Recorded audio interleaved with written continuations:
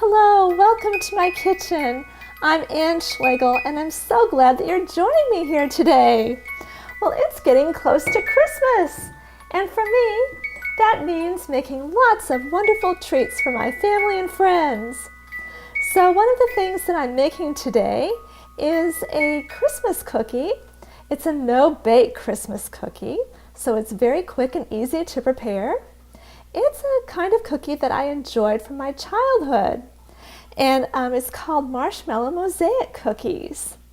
Now I'm here at my stove, and I have a saucepan here in which I have 4 ounces of semi-sweet baking chocolate that I've broken up, and also a tablespoon of butter. So I'm going to turn on my stove, and I'm going to melt those 2 things together.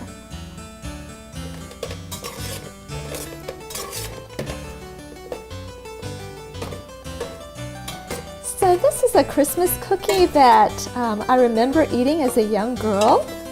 There were a number of years when we didn't have it though, and I think probably part of the reason why is because it contains a raw egg, an uncooked egg, and you'll see how I incorporate it in the cookie as we go along. But I found this year that some pasteurized eggs came on the market, which means that all of the bacteria causing salmonella is removed from the raw eggs. And so with these eggs, you can feel free to use them in such recipes. And even if you're making cookies that have eggs in them, if you're using the pasteurized eggs, you could still eat the cookie dough with confidence. So I got this recipe out again, and am happy to be able to be enjoying it again this holiday season.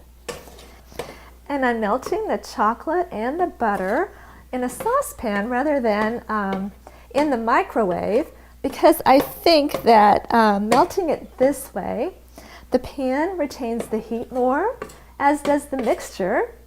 And I'll be adding some more ingredients to this as we go along, and you really want this mixture to be warm when all the other ingredients are added.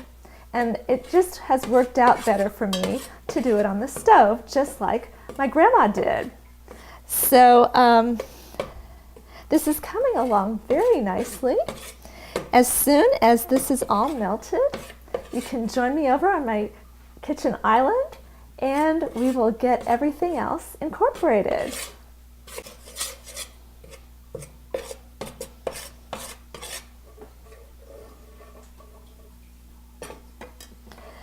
So now that chocolate is all melted with the butter, I'm going to add a couple of ingredients.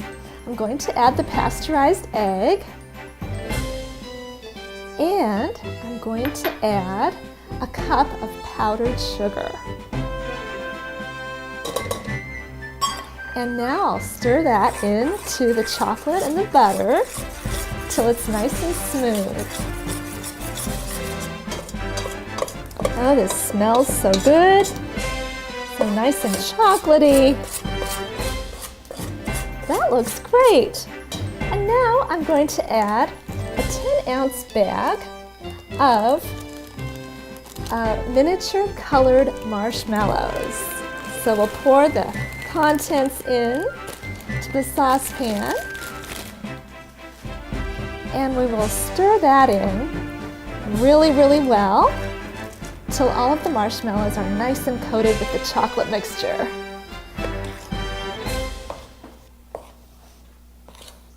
It's important when you're stirring it in that you really dig in there with your spoon. I've got a really nice sturdy metal spoon that I'm using. And make sure that you get all the chocolate from the bottom of the pan and get that covering all of the marshmallows. And that's so that they'll stick together when I form them into a roll. All right, I'll just scrape this off of my spoon here with a spatula. And beside me here, on 2 pieces of wax paper, I have divided a 7-ounce package of sweetened flaked coconut. And I'm going to put about half of the mixture on top of each. And then what I'm going to do is make this marshmallow chocolate mixture into a roll and roll it into the coconut. Now, if there's somebody in your family who does not like coconut, you could use something else on the outside of the roll. You could use crushed graham cracker crumbs that work really well, or also finely chopped nuts, like finely chopped pecans or walnuts, or even pistachios would be really nice on the outside of this. So it looks like I've got all of this out of my pan, and a little bit more on this one. Okay, so now I'll do this one first, and we'll just scrunch it together. It's a little bit messy, but oh so fun. So we'll just scrunch it together as tight as you can in a roll, in a cylinder shape. And then we will roll this into the coconut.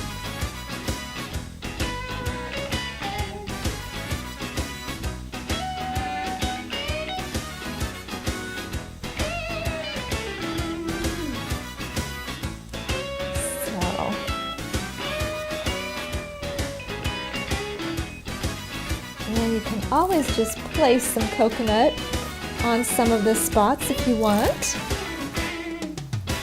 And try to get it even so that your cookies, when you go to slice them, will all be about the same size. More coconut on the top. We'll just roll it around and make sure it's nicely coated with coconut.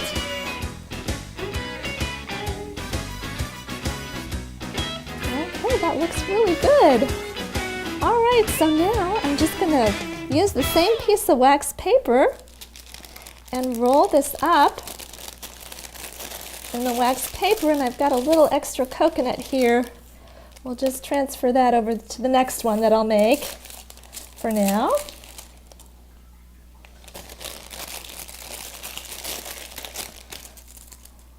Okay, because I can use that one over there, I'm sure. I'm going to set that off to the side and roll up this one.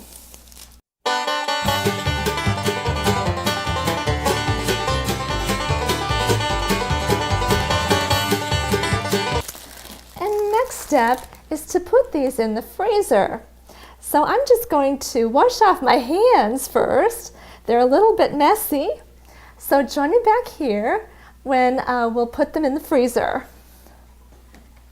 So I've got two 1-gallon freezer bags, and I'm going to put each roll in its own freezer bag. And I will put these in the freezer to let them sit there for a couple of hours to get nice and firm. Because if I would try to do that now, the cookies would just fall apart if I tried to cut them. So we'll let them get nice and firm before I slice them. So there's that one.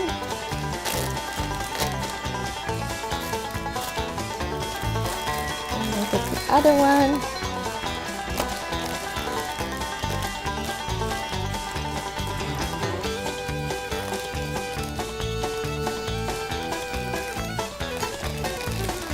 So we'll let these chill for a while. It's been a couple of hours since I've made these. I've taken them out of the freezer and let them sit here for a couple of minutes just so that they could soften up a little bit so that it's easier to slice through them, because when you take them directly out of the freezer, it's just really hard to cut through. So I'll unwrap this. It's really nice and firm. And now I've got a sharp knife here, and I will cut through. I've got a cutting board here underneath my wax paper, so we'll just slice into it.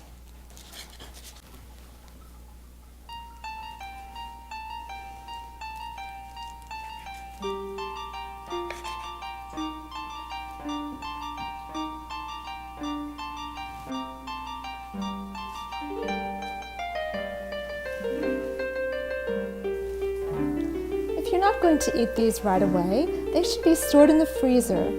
So what I do is put them in a freezer container, and I separate the layers with wax paper.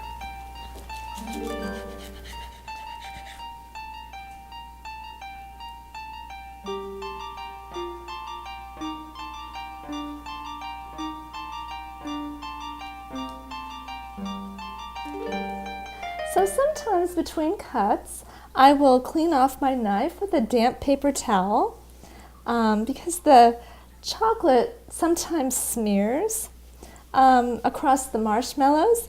If you don't mind that, certainly you don't need to do this, but this is one thing you can do to minimize that from happening. So, cut some more here. I think I've got enough cut on my stand here to make one layer, so I'll just stop with that. And of course, I have to taste one, so I think I'll take this one right here. Enjoy! Okay, well, I'll take this one here.